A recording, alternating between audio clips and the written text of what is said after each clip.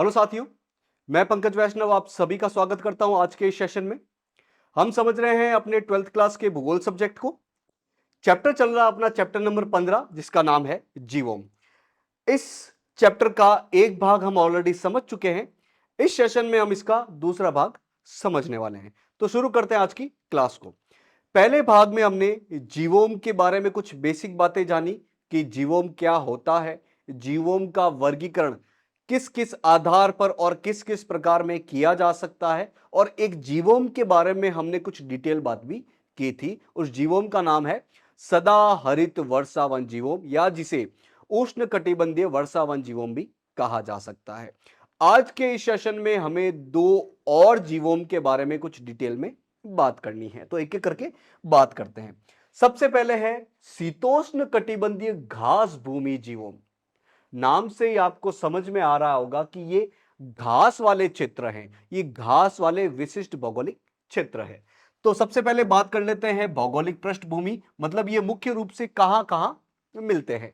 ये दो विशिष्ट स्थानों पर स्थित है, एक तो उत्तरी गोलार्ध में और एक दक्षिणी गोलार्ध में।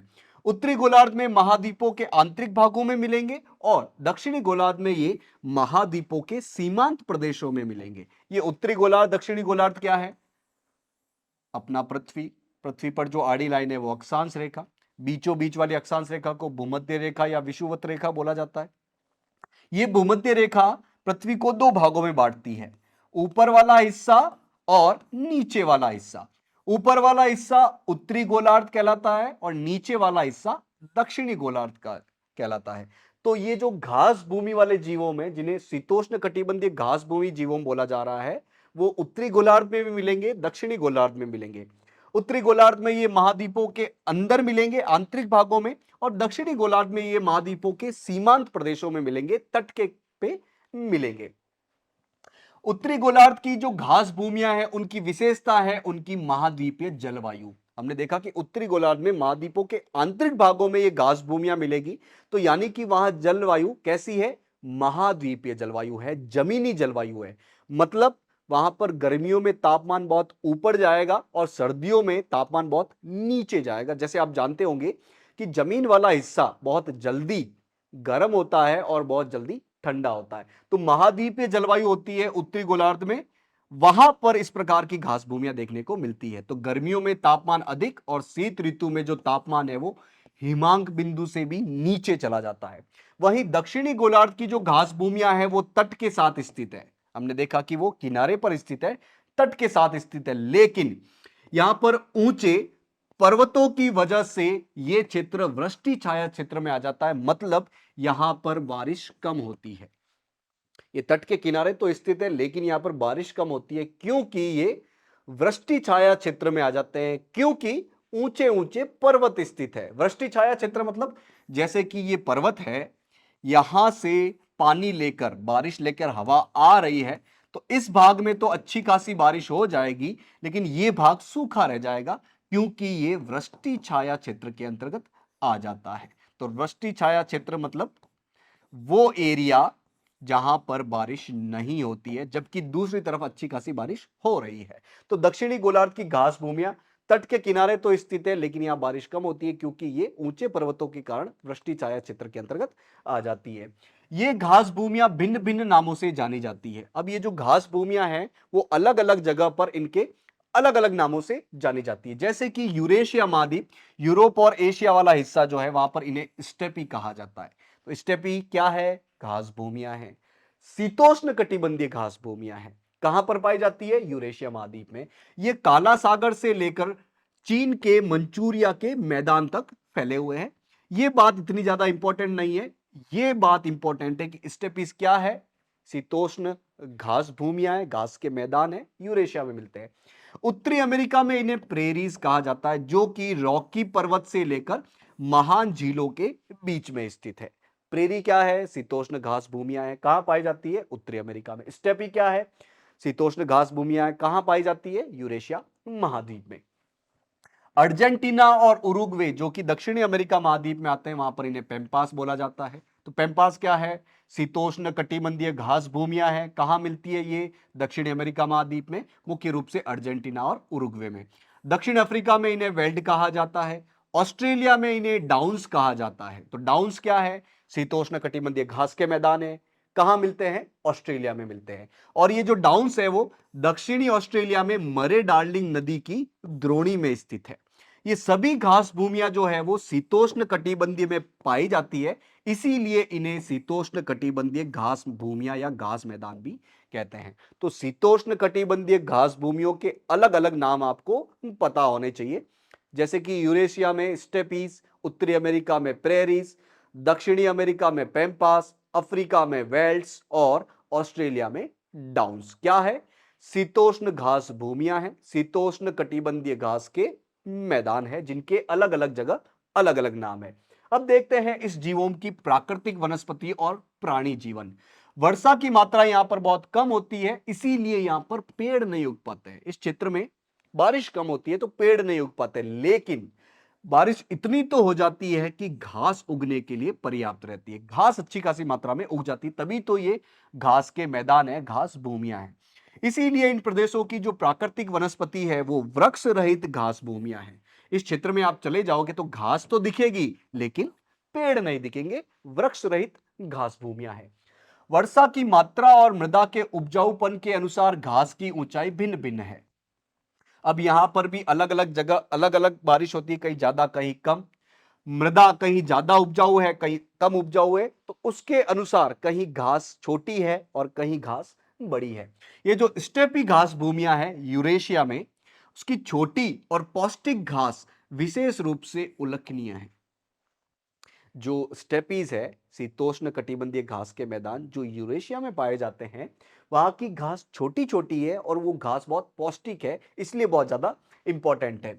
वसंत ऋतु प्रारंभ होते ही जो छोटी घास है वो हरी भरी, ताजी और छोटे छोटे अलग अलग रंगों के फूलों से सुंदर दिखाई देने लगती है। जैसे ही वसंत ऋतु शुरू होगा, वैसे ही ये छोटी छोटी घास हरी भरी होने लगेगी, खिलने लगेगी, ताजी होने लगेगी और इस पे छोटे छोटे फूल आने लगेंगे। और गर्मी में अधिक तापमान और अधिक वाष्पीकरण की वजह से ये जो हरी घास है वो बिल्कुल मुरझाकर समाप्त हो जाती है।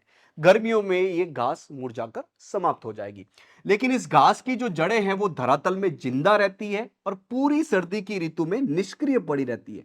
लेकिन ऐसा नहीं है कि ये घास पूरी खत्म हो जाएगी, इनकी जड़ें तो बनी रहती है और पूरे सर्दियों में ये निष्क्रिय बनी रहती है, किसी प्रकार की कोई क्रिया नहीं करती है। और जैसे ही बसंत ऋतु फिर से प्रारंभ हुआ, ये फिर से हरी भरी हो जाएगी, खिलखिलाने लगेगी और इस पे फूल आने लगेंगे।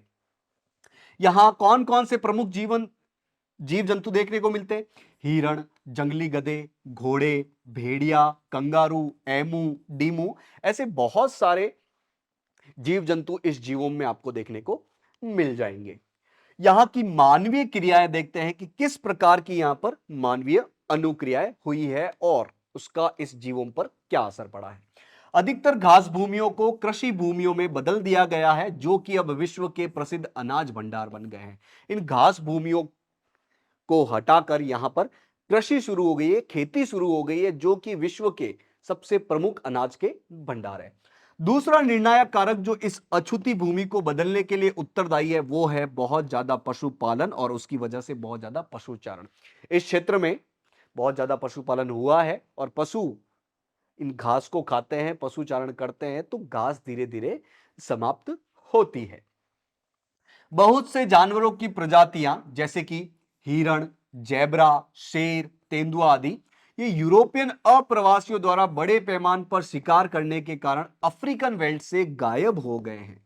अफ्रीकन में घास की भूमियों को क्या बोलते हैं? शीतोष्ण कटिबंधीय घास भूमियों को वेल्ट्स बोला जाता है। तो शिकारियों द्वारा हिरण, जेब्रा, शेर, तेंदुआ ऐसे बहुत सारे जानवरों के शिकार के कारण अब ये धीरे धीरे जानवर खत्म होते जा रहे हैं। यहां पर प्राणी और पौधों की नई प्रजातियों के प्रारंभ करने से जो यहाँ की जो देसी वनस्पति है, जो पहले से यहां पर वनस्पति था, उसका संगठन बिल्कुल परिवर्तित हो गया है। नई नई यहां पर चीजें उगाई जा रही है, तो यहाँ की जो देसी प्रजाति है वो उसका संगठन धीरे धीरे बदल रहा है।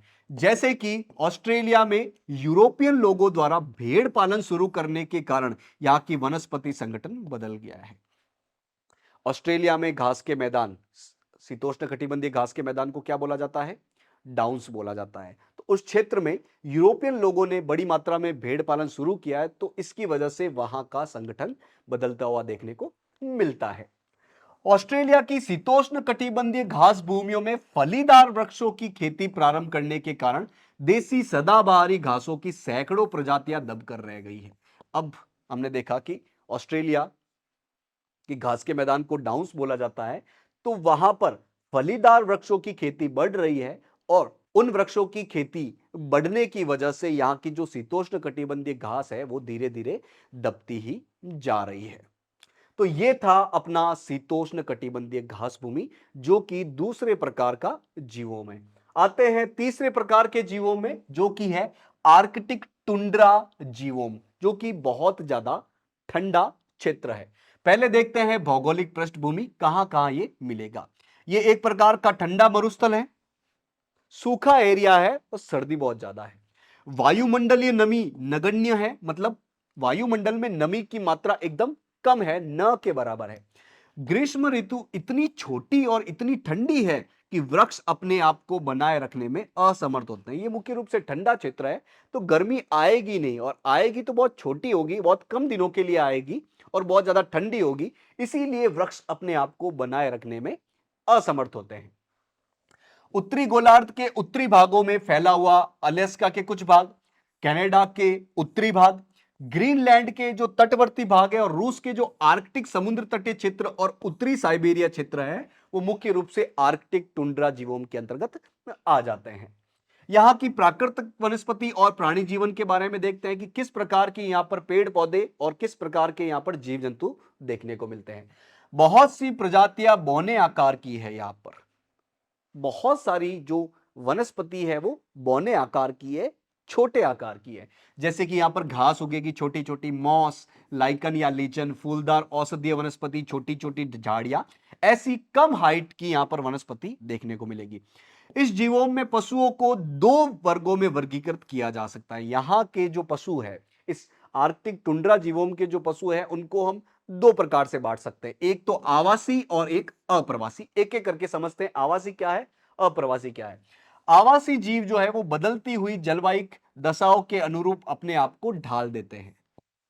ये जो आवासी जीव है वो यहीं पर आवास बनाकर रहते हैं, मतलब सर्दी आएगी तो उसके अनुसार ढाल लेंगे, गर्मी आएगी तो उसके अनुसार ढाल लेंगे। हालांकि गर्मी नहीं आती है इस क्षेत्र में, तो यहां पर हम गर्मी कहने का उद्देश्य क्या है कि तापमान थोड़ा सा बढ़ता है। तो ऐसी जलवायु कंडीशन अगर चेंज हो जाए, जलवायु दशा यदि चेंज हो जाए, तो ये आवासी जीव उसके अनुसार अपने आप को ढाल देते हैं। और दूसरे प्रकार के हैं अप्रवासी जीव, तो ये ढाल नहीं पाते हैं, तो क्या करते हैं, सर्दी ऋतु में कहीं और चले जाएंगे, गर्मी में कहीं और चले जाएंगे।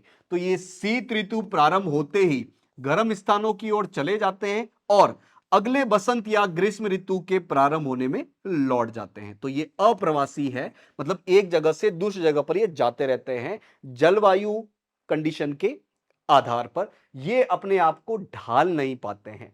कौन कौन से हैं, मुदगाबी, बतख, हंस, गीच, ये ऐसे जानवर है जो अप्रवासी जीव के अंतर्गत आ जाते हैं इस जीवों के। यहां प्रमुख जानवर देखने को मिलेंगे, रेंडियर, भेड़िया, लोमड़िया, कस्तूरी बैल, आर्कटिक खरगोश, सील, लेमिंग्स, ऐसे बहुत सारे अलग अलग प्रकार के जानवर देखने को मिलेंगे। अब इस क्षेत्र की, इस जीवों की जो उत्पादकता है वो बहुत कम है, निम्न लेवल की है। उसका कारण क्या है, सबसे बड़ा कारण है न्यूनतम सूर्य प्रकाश और सूर्य का तप। यहां पर सूर्य का प्रकाश इतना ज्यादा नहीं है, इसकी वजह से सूर्य का तापमान भी कम है, सूर्य का तप भी कम मिलता है। यहां पर साल भर लगभग सर्दियां ही बनी रहती है, इसलिए इस जगह की उत्पादकता कम देखने को मिलती है। जो मिट्टी है इस क्षेत्र की वो इतनी ज्यादा विकसित नहीं है। भूमि में पोषक तत्वों की कमी देखने को मिलेगी या बिल्कुल भी पोषक तत्व नहीं होंगे। मिट्टी के अंदर आपको पोषक तत्व या तो बहुत कम मिलेंगे या बिल्कुल भी नहीं मिलेंगे। मृदा में नमी की मात्रा भी कम होगी, मिट्टी में नमी की मात्रा भी आपको कम देखने को मिलेगी।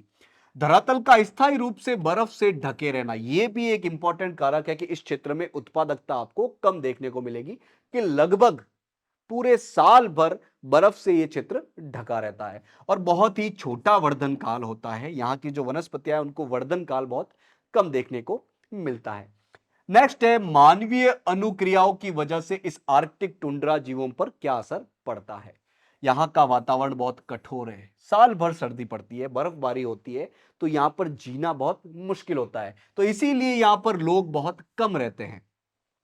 यूरेशियन टुंड्रा में सेमोयेड्स, लैप्स, फिन्स, याकूत जनजातियां, और कनाडा और अलास्का के एस्किमो लोग ये प्रमुख जनजातियां हैं जो इस क्षेत्र में रहती है, इस कठोर जलवायु में रहती है।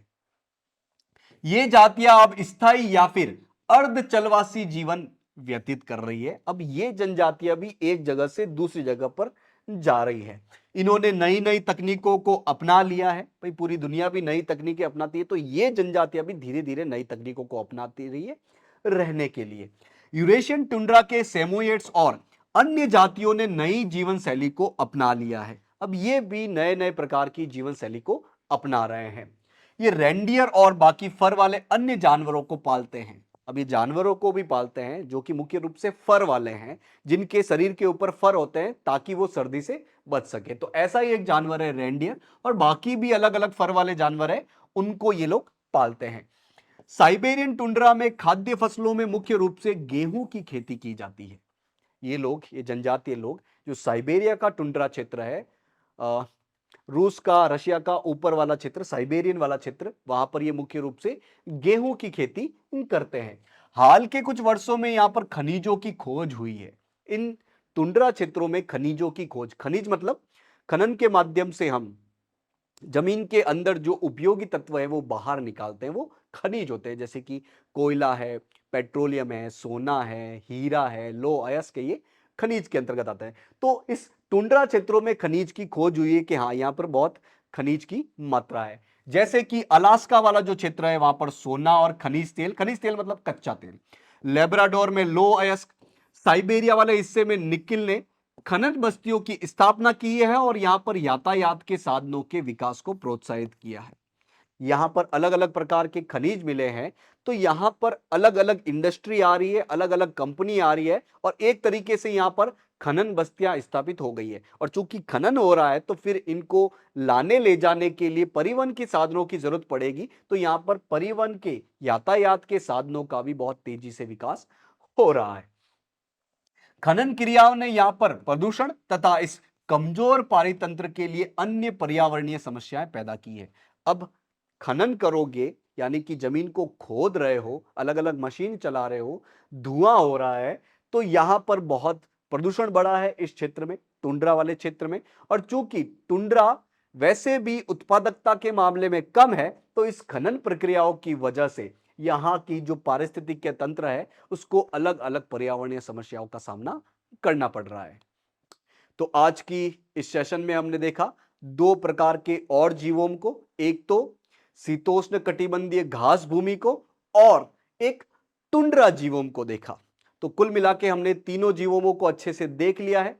तो इसी के साथ अपना यह चैप्टर कंप्लीट होता है। आपको करना क्या है, आज की क्लास में जो भी आपने समझा है उसको आज ही रिवाइज करें, और चूंकि चैप्टर पूरा कंप्लीट हो गया है तो एक साथ एक बार और रिवाइज कर लें।